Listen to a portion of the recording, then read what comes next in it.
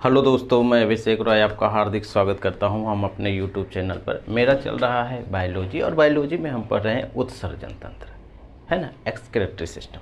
हम कल मैक्सिमम बातें कर चुके थे। आज जो बातें बचा हुआ है हम उस पर बात करेंगे।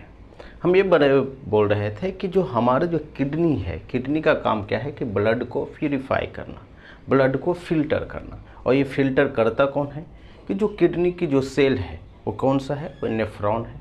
और आपको पता है कि हमारे शरीर में दो किडनी है, एक राइट एक लेफ्ट, है ना। आप सुने होंगे कि किडनी को बेच दिया या किडनी निकाल लिया, है ना। क्योंकि दो किडनी है इसलिए एक किडनी से आदमी का काम चल जाता है ना। हम इस पर आगे भी बात करेंगे।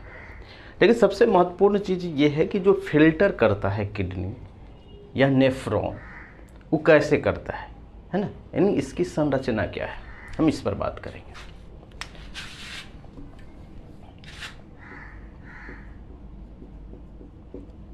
नेफ्रॉन की संरचना, या हम इसको बोल सकते हैं स्ट्रक्चर क्या है। इसको समझने के लिए आपको फिगर से समझना होगा।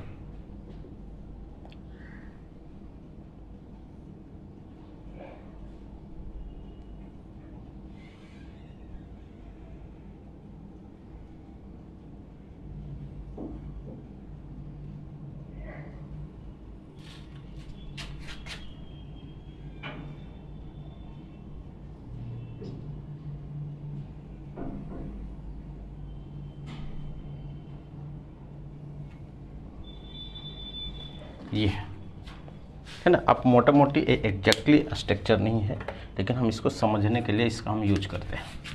अब आपको क्या समझना है, इसको हम बोलते हैं अफ्रिएंट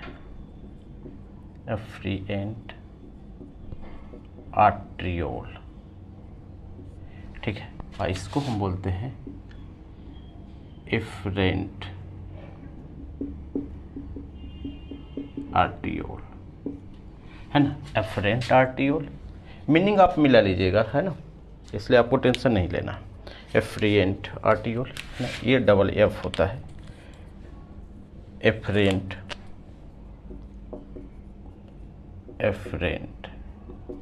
आई होता है इफ्रिएंट आर्टियोल। इफ्रिएंट आर्टियोल। अब यहाँ पर आपको समझना है कि हमारा शरीर जो है, जो इससे ब्लड आता है,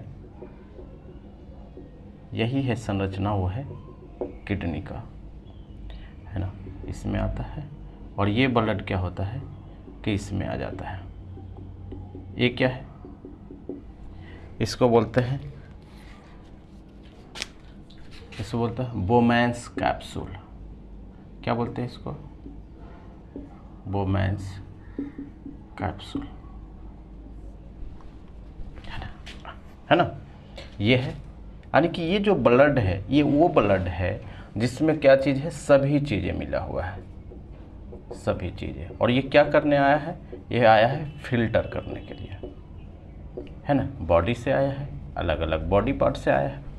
और किसको अलग करना है ना, किसको अलग करना है, वो करना है अमोनिया को, यूरिया को, यूरिक एसिड को, है ना। आपको समझना है कि आपको फिर हम यहाँ पे बात बोल रहे हैं कि हमारे शरीर के लिए जो पॉजिटिव चीज़ें हैं, यानी ब्लड में जो चीज़ें हैं, ब्लड में जो पॉजिटिव चीज़ें हैं वो क्या है, वो है ग्लूकोज, वो है एमिनो एसिड, ये है मिनरल, ये विटामिन, पानी, यानी इतना जो भी चीज़ है ये हमारे शरीर के लिए फ़ायदेमंद है। जो नेगेटिव चीज़ें हैं वो क्या है,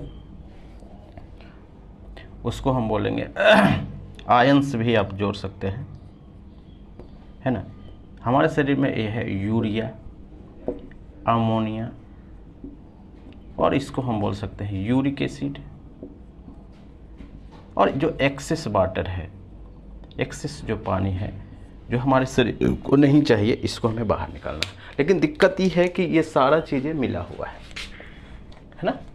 ब्लड में है तो ये सारा चीज़ें मिला हुआ है। जब मिला हुआ है तो हम इसे अलग करना है। तो ये अलग कौन करता है, ये अलग करता है नेफ्रॉन। और ये पूरा जो हम बात कर रहे हैं ये नेफ्रॉन की बात कर रहे हैं, ठीक, हम बोलते हैं क्या चीज़, बोमैंस कैप्सूल। तो इसमें ब्लड आ गया और ये ब्लड साफ होके क्या होता है, जो इफरेंट आर्टिकल से आर्टियोल है ये कहाँ चला जाता है, हमारा बॉडी में चला जाता है।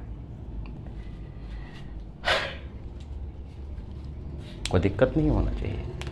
ब्लड इससे आया और ब्लड यहाँ से चला गया, किसमें, हमारा बॉडी में।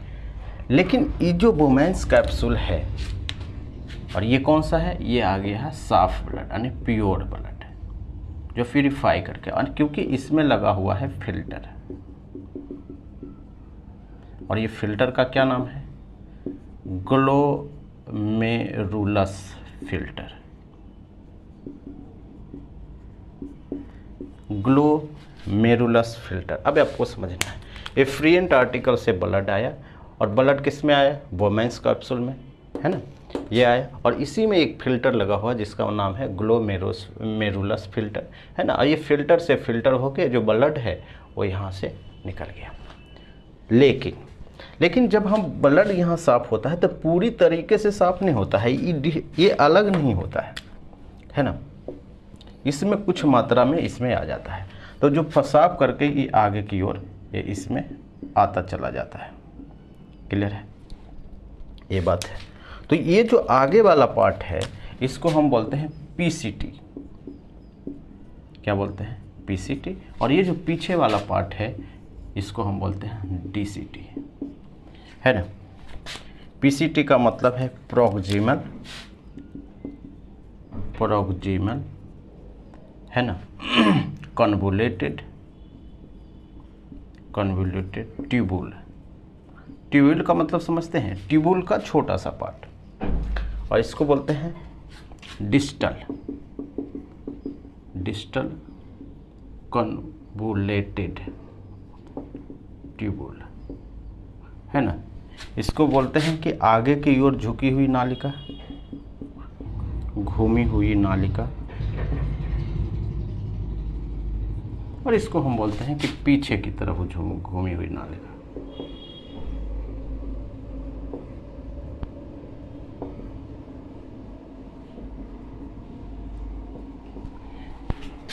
है ना। अब यहाँ से जो होता है ना, इसको हम बोलते हैं लूप ऑफ हेनली। हेनली क्या है, हेनली एक साइंटिस्ट का नाम है, उन्होंने ही इसका क्या किया है, खोज किया था, इसीलिए हम बोलते हैं लूप ऑफ हेनली। अब आपको यहाँ से समझना है कि ये जब ये बोमैंस कैप्सूल से जब क्या हुआ कि ये नीचे आया, क्या चीज़, यानी कि जो चीज़ें बाहर निकल गया, जो इफ्रेंट आर्टियोल से जो बाहर बॉडी में चला गया तो चला गया, लेकिन जो बच गया इसमें कुछ चीज़ें बचा हुआ आता है ना। तो अब जो हम आते हैं वो आ जाता है किस में, वो आ जाता है पीसीटी में। पीसीटी में आया, है ना। दो चीज़ का ऑब्जर्प्शन हो जाता है, उसको हम बोलते हैं, एक तो होता है ग्लूकोज का और एक होता है एमिनो एसिड का। आप समझ रहे हैं, ये दो चीज़ों का पुनः क्या होता है, ऑब्जर्प्शन कर लेता है कौन, पीसीटी, है ना। इस शुरुआत में ही इसी वाला पार्ट में, है ना। लेकिन यहाँ पे दो बातें समझना है, इसको ये नीचे की ओर गिरी हुई नलिका है, ये ऊपर की ओर, यानी इसको बोलते हैं अवरोही, है ना। यानी कि पीसीटी को आप दो भाग में बांट सकते हैं, क्या बोल सकते हैं, एक को बोलते हैं उतरती हुई नालिका,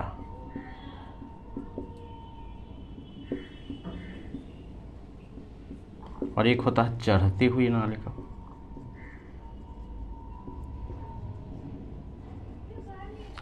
उतरती हुई नालिका, एक होता चढ़ती हुई नालिका। जो उतरती हुई नालिका है ये वाला पार्ट है, मैं ये किसका ऑब्जर्वेशन करता है, पानी का।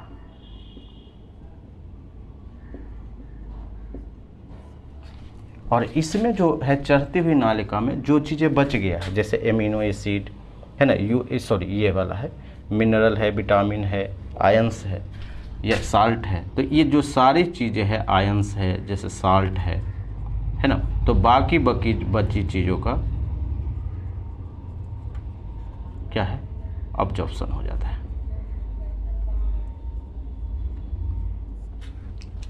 अब यहाँ पे दो बातें आपको समझ लेना है। हम क्या बोल रहे हैं, हम ये बोल रहे हैं कि जो ब्लड है वो किस में आया, वो आया बोमैंस कैप्सूल में। किससे आया? एफ्लुएंट आर्टियोल से, है ना, वो आया और फिल्टर हुआ किस में? इसमें लगा हुआ है ग्लोमेरुलस फिल्टर, ये हुआ और ये एफ्लुएंट आर्टिकल से हमारे बॉडी में चला गया। लेकिन जो बाकी जो ब्लड है वो क्या हुआ कि इसमें आया, किस में?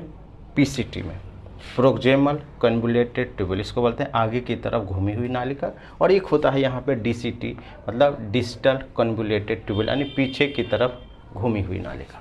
ठीक है, तो जब ये जो पीसीटी है, पीसीटी का जो पार्ट है यहाँ तक है, तो पीसीटी में जो होता है कि जो शुरुआत में ही क्या होता है, दो चीज़ों का ऑब्जॉर्प्शन हो जाता है, ग्लूकोज का और एमिनो एसिड का, है ना। लेकिन जब ये उतरती है ये नालिका, है ना, इसको बोलते हैं कि उतरती हुई, असेंडिंग, है ना, अवरोही आरोही जिसको आप बोलते हैं, है ना। तो ये अवरोही यानी डिसेंडिंग जो नालिका है, उतरती हुई नालिका है, ये किसका अवशोषण पुनः कर लेता है? पानी का, है ना। और इसमें जो चढ़ती हुई जो नालिका है, किसमें? लूप ऑफ हेनली में, वो क्या होता है? ये आयरन साल्ट यानी बाकी जो बचा हुआ चीज़ है जो हमारे शरीर के लिए ज़रूरी है, उसका अवशोषण हो जाता है। क्लियर है? अब जो सवाल बचता है कि अब जो है जितना भी चीज़ें बच गया, क्या बच गया? अब बच गया ये वाला पार्ट, यूरिया, ये सब चीज़ें, क्योंकि पानी का मैक्सिमम ऑब्जॉर्प्शन हो चुका है, तो यूरिया क्या होता है? सांद्र हो जाता है। तो अब ये क्या चीज़ें किस में चला जाता है? इसमें चला जाता है ये डीसीटी वाले पार्ट में, है ना, यानी पीसीटी से किस में चला गया? डीसीटी में। और डीसीटी में ये जो पार्ट है यहाँ पे आके जमा होता है, उसको बोलते हैं कलेक्टिंग डक्ट, यानी यूरिन यहाँ पे जमा है ना, ये चीज़। और आपको पता है कि जब यूरिन यहाँ पे जमा है, मान लेते हैं, है ना, अब इसको थोड़ा सा मिटाना होगा।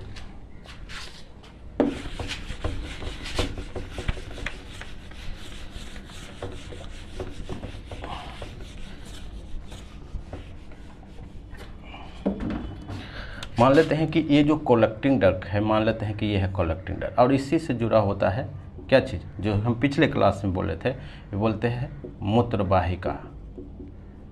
मूत्रवाहिका, और मूत्रवाहिका से किस में आ जाएगा? मूत्राशय में, मूत्राशय में आ गया, है ना। और उसके बाद हम इससे क्या होता है? ये होता है मूत्रनली। मूत्रनली से क्या होता है? बाहर हो गया, आउट हो गया। और समझ रहे क्या निकल गया? वो निकल गया यूरिन निकल गया, है ना, ये चीज़ें। यानी यहाँ पर बताने का मतलब ये होता है कि ये जो नेफ्रॉन है ये कैसे कार्य करता है। कभी कभी सवाल ये पूछेगा कि एफ्लुएंट आर्टियोल क्या है, अफरेंट आर्टियोल क्या है, किसका पार्ट है, डीसीटी क्या है, पीसीटी क्या है ना, बोमेन्स कैप्सूल क्या है। सवाल यही पूछ लिया था कि बोमेन्स कैप्सूल किसका भाग है, तो आपको क्या बताना है? नेफ्रॉन का, यानी उत्सर्जन तंत्र का, है ना। तो ये चीज़ें आपको, तो ये बात हम आपसे कर लिए। अब एक जो सवाल आता है वो आता है कि जो ऊंट है ना, ऊंट 1 महीने तक क्या होता है, क्या करता है? उसको प्यास नहीं लगता है, वो पानी ऑब्जॉर्व कर लेता है। तो उसका यहाँ पर आंसर है कि ये जो लूप ऑफ हेनली है वो उसका क्या होता है? बड़ी होती है ना। तो किसके कारण बोलते हैं कि ये जो पार्ट है, तो यहाँ ये किसका पार्ट है? क्योंकि ये हम बात बोले थे कि यहाँ पे पानी का ऑब्जॉर्प्शन होता है, H2O का ऑब्जॉर्प्शन होता है। तो अगर ज़्यादा बड़ा है तो ज़्यादा ऑब्जॉर्प्शन होगा, ज़्यादा अवशोषण होगा, है ना। तो किसके कारण होता है कि जो ऊँट का, या बोल सकते हैं कि जो मरुस्थल में रहने वाले जीव, रहने वाले जानवर का क्या होता है कि जो लूप ऑफ हेनली है वो क्या होता है? बड़ा होता है। यहाँ तक कोई समस्या है?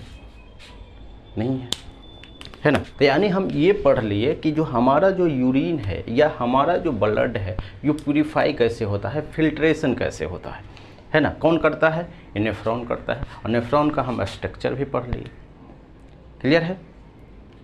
ठीक है।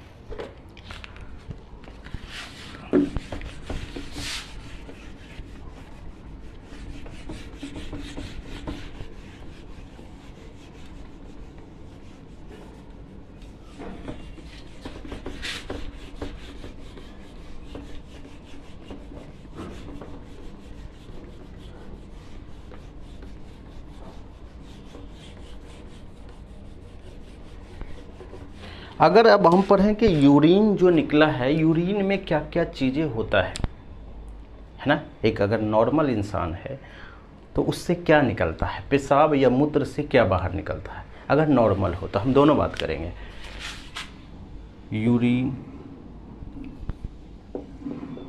यूरिन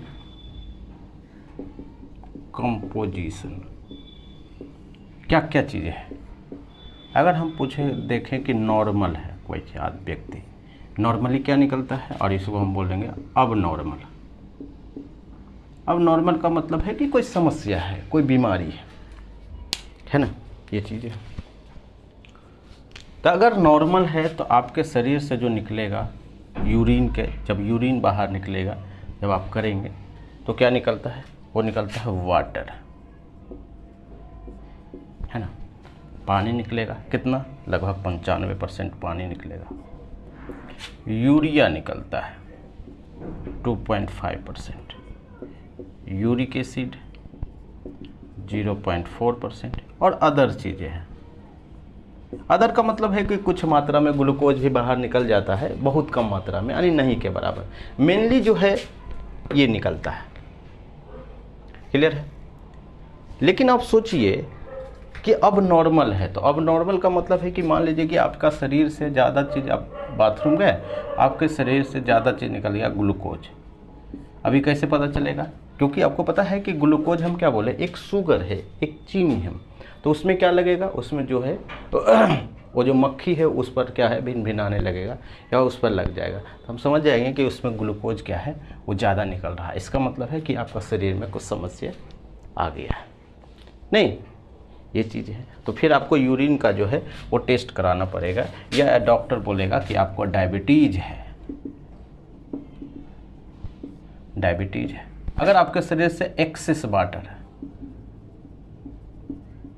पानी ज़्यादा निकलने लगे, यानी 95% से ज़्यादा पानी निकलने लगे, है ना, तुरंत जो होता है ना, बाथरूम आने लगे, तो भी क्या होगा, इस समस्या होगा, क्योंकि आपके शरीर में पानी ही नहीं बचेगा,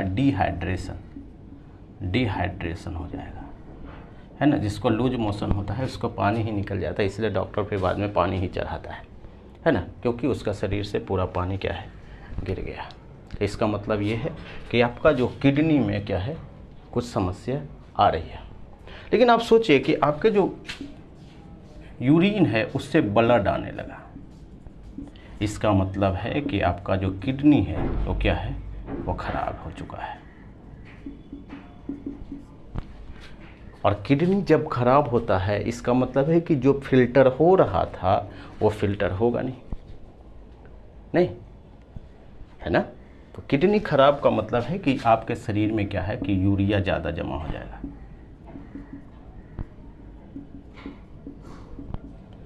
ज़्यादा होगा। और यूरिया जब जमा होगा और किस एरिया में अगर जमा होता है तो उसी को तो हम बोलते हैं पथरी, और उसको बोलते हैं कैल्शियम ऑक्जेलेट, है ना। तो अगर पूछेगा कि अगर आपके शरीर में पथरी है या पत्थर जमा हो जाता है, क्योंकि वही चीज़ क्या होता है, यूरिया यानी पत्थर के फॉर्म में क्या होता है, जमा हो जाता है, तो क्या होता है, उसी को हम बोलते हैं कैल्शियम ऑक्जेलेट, या कहीं पे यूरिक एसिड, है ना, यूरिया की मात्रा बढ़ जाती है, तो किडनी में ही पथरी होता है ना। इसलिए आप देखेंगे कि कहीं पे जो होता है ये वहीं पे होता है कि जो पेशाब का जो रास्ता है वहीं पे कहीं कहीं के आसपास वो जमा हो जाता है, क्लियर है। लेकिन आप सोच के देखिए, अगर आपका किडनी खराब हो चुका है तो आज तो आपको क्या करना होगा,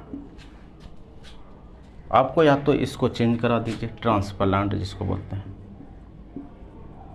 ट्रांसप्लांटेशन कराना होगा, चेंज कराना होगा, नहीं उसको आपको डोनर देना होगा। अगर आप पैसे वाले हैं तो आपको मिल भी सकता है, लेकिन अगर कोई देने वाला है व्यक्ति, जान पहचान का परिवार है, तब भी काम हो जाता है। नहीं तो एक तरीका है जिसको बोलते हैं डायलिसिस, यानी आर्टिफिशियल तरीके से, आर्टिफिशियल तरीके से क्या होता है कि मान लेते हैं, उसको बोलते हैं हम डायलिसिस, यानी आपको डायलिसिस, यानी डायलिसिस में क्या होता है कि आपका जैसे ये डायलिसिस वाला जो डिवाइस है वो है, तो आपका ब्लड इसमें आएगा और इससे साफ होके क्या होगा कि यहाँ से लगा के फिर जो है वो आपके शरीर में पहुँचा देगा, क्लियर है। तो इस टाइप से साफ होते रहता है, उसी को हम बोलते हैं डायलाइसिस, यानी आर्टिफिशियल तरीके से आपको अल्टरनेट में कराना होता है ना। नहीं तो क्या होगा कि यूरिया की मात्रा जो है आपके शरीर में क्या होगा, बढ़ जाएगा। और यूरिया एक टॉक्सिक चीज़ें है, जहरीला चीज़ें है, जो आपके शरीर को नुकसान पहुंचाता है। क्लियर है ये।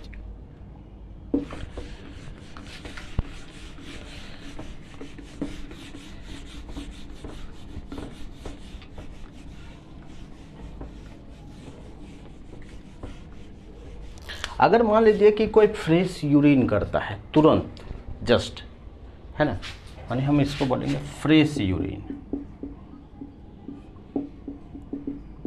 पहला सवाल तो यही आता है कि ये क्या होता है कि इसमें स्मेल होता है ना।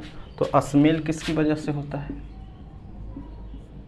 तो स्मेल की वजह होता है अमोनिया। इसमें क्या निकलता है? अमोनिया निकलता है। यानी कुछ मात्रा में अमोनिया भी निकलता है, कुछ मात्रा में यूरिया भी निकलता है, यूरिक एसिड भी निकलता है ना। ये चीज़ें हैं। लेकिन अगर पूछेगा कि इसका कलर किसके कारण होता है? कलर इसके कारण होता है क्योंकि इसका कलर होता है येलो, पीला, आप देखे होंगे। तो इसके कारण होता है क्योंकि ये जो हेमोग्लोबिन है, हेमोग्लोबिन का क्या होता है? डीकम्पोजिशन होता है, डीकम्पोजिशन होता है, यानी अपघटन होता है, यानी टूटता है। और ये किस में कन्वर्ट होता है? यूरोक्रोम में, है ना। और जिसके कारण ये कैसा दिखता है? कैसा दिखता है? ये दिखता है येलो जैसा। तो एक तो है कि स्मेल का क्या कारण है? अमोनिया, है ना। क्योंकि कुछ देर के बाद फ्रेश यूरिन इसलिए बोले क्योंकि कुछ देर के बाद उड़ जाता है ना। तो इसलिए आपको इंस्टेंट ही देखना होता है। और कलर कैसा होता है? येलो होता है। तो ये सवाल भी पूछा जाता है।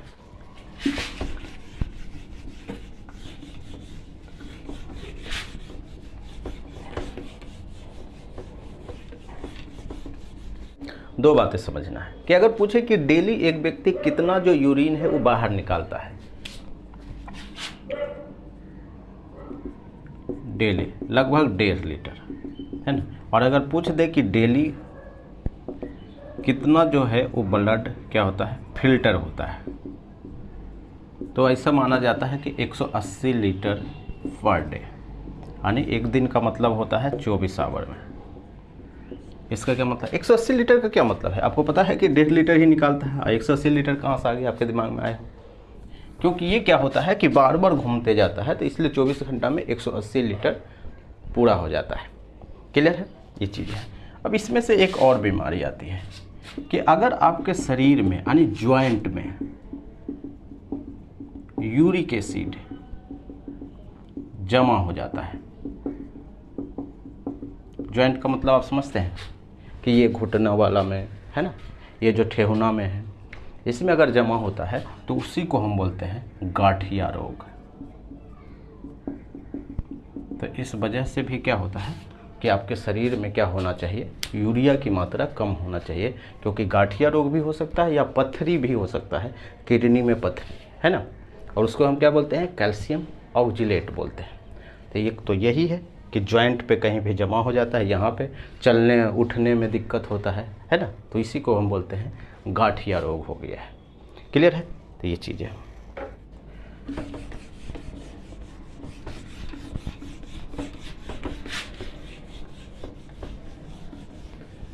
अगर पूछेगा कि इसके हार्मोन किसके, कौन सा हार्मोन इसके लिए जिम्मेदार है, इसको बोलते हैं ADH hormone, anti diuretic hormone, है ना, या इसका नाम है वैसोप्रिन, वैसोप्रिन हार्मोन, है ना। ये जो यूरिन जो बाहर निकलता है ये किसके लिए ज़रूरी है ना, कौन करता है? एंटी ड्यूरेटिक हार्मोन या वैसोप्रिन हार्मोन, है ना। ये क्या करता है? यूरिन को कंट्रोल करता है, कंट्रोल करता है। हम आगे पढ़ेंगे, जब हार्मोन वाला टॉपिक पढ़ेंगे तो फिर से हम इस पर बात करेंगे, है ना। इसका मतलब है कि जब ये वीक होता है तो आपका जो टॉयलेट है ऐसे भी क्या होता है? निकलते रहता है। जैसे अगर कोई व्यक्ति क्या होता है कि अल्कोहल लेता है, अल्कोहल, शराब पीता है तो आप देखेंगे कि उसका यही इसी पर निशाना लगता है, एंटी डायरेटिक हार्मोन को, ये वीक हो जाता है। अब वीक हो जाएगा तो आप देखेंगे कि कहीं कहीं पर क्या होता है कि ऐसे भी उसका जो पेशाब है वो निकल जाता है ना। तो वो इसी के कारण होता है एंटी डायरेटिक हार्मोन, क्योंकि पीने से क्या होता है वो जो है ये यूरिन के ऊपर जो कंट्रोल है अपना वो खो जाता है और उसको पता भी नहीं चलता है। दूसरा चीज़ है ऐसा ही सर्दी में भी होता है, तो ये चीज़ है ना। तो अगर पूछेगा कि यूरिन को कंट्रोल कौन करता है तो आपको बताना है एंटी डायरेटिक हार्मोन, है ना। क्लियर है। तो ये पूरा है उत्सर्जन तंत्र, है ना। हम काफ़ी अच्छे से डिटेल में पढ़े, है ना। तो आप इस पर ज़रूर क्वेश्चन बनाइए, तब आपको समझ में आएगा कि क्या चीज़ें पढ़ाया गया है। क्लियर। तो आगे जो हम पढ़ेंगे वो कल हम बात करेंगे इस पर, है ना। तो आज भर इतना ही। Thank you.